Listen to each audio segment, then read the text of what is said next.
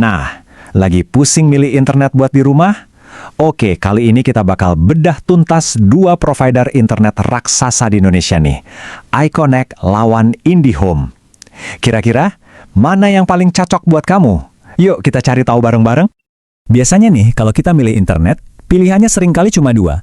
Mau yang harganya miring tapi koneksinya stabil, atau rela rogoh kocek lebih dalam buat kecepatan yang ngebut banget. Nah, ini dia nih pertanyaan kuncinya yang bakal kita jawab di sini. Oke, kita kenalan dulu sama dua jagoan kita. Di sudut pertama, ada iConnect. Dia ini andalannya buat urusan upload kenceng dan yang paling penting, harganya hemat. Terus, di sudut lainnya, ada IndiHome, sang juara bertahan buat download ngebut dan layanan pelanggan yang super responsif. Siap buat nonton pertarungannya? Oke, langsung aja kita masuk ronde pertama, adu cepat. Nah, biasanya kan, orang-orang cuma lihat kecepatan downloadnya aja. Padahal, ada satu rahasia penting nih di balik kecepatan upload yang sering banget dilupain. Yap, ini dia nih yang kadang suka disembunyikan sama salesnya. Jadi, kecepatan yang mereka pajang di iklan itu ternyata nggak menceritakan semuanya loh. Justru perbedaan antara kecepatan download dan upload itu bisa jadi penentu utama buat kamu. Nah, di sini nih bedanya kelihatan banget.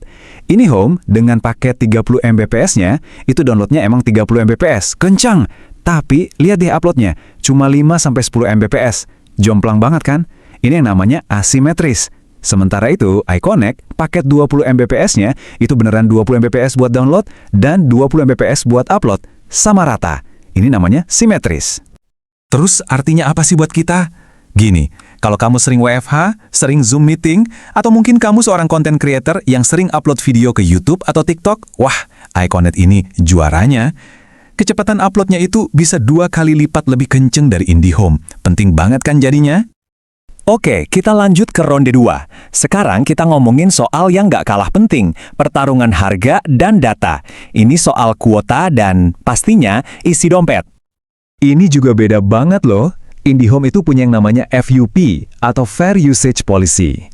Gampangnya gini, kalau pemakaian internet kamu udah ngelewatin batas tertentu, kecepatannya bakal diturunin, kayak keran air yang dikecilin gitu. Nah, kalau iConnect, beda cerita. Mereka benar-benar unlimited. Nggak ada batasan data, nggak ada penurunan kecepatan, mau kamu pakai sebanyak apapun, gas terus. Oke, sekarang kita lihat angkanya. Berapa sih biaya yang harus kita keluarin tiap bulan buat masing-masing paket ini? Ingat ya, ini harga udah termasuk pajak.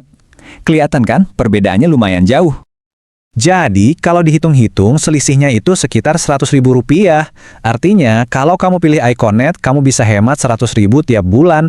Lumayan banget kan? Bisa buat jajan kopi atau nambahin tabungan.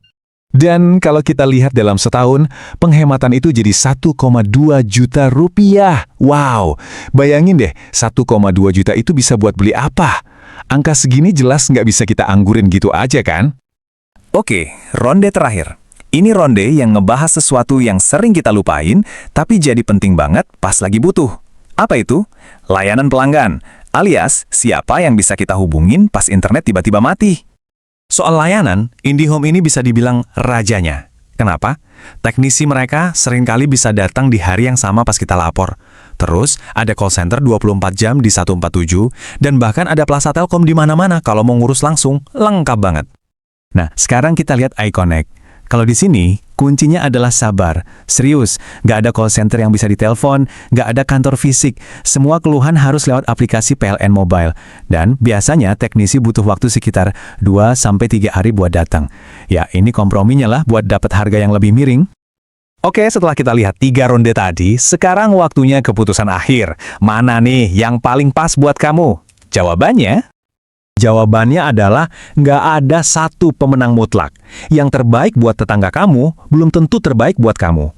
Semuanya balik lagi kebutuhan, prioritas, dan pastinya budget kamu masing-masing.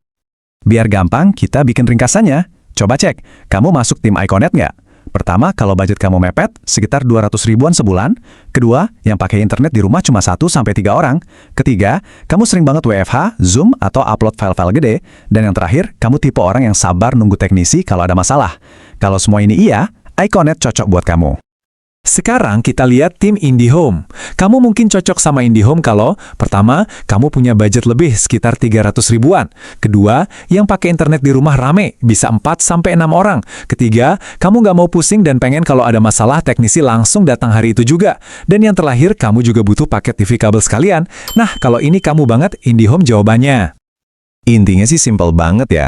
Kalau dompet lagi tipis dan kamu punya kesabaran ekstra, pilih aja iConnect.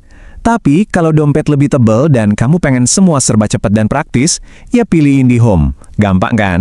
Jadi pertanyaannya sekarang bukan lagi mana yang lebih bagus, tapi mana yang lebih pas buat gaya hidup kamu. Nah, coba pikirin baik-baik ya.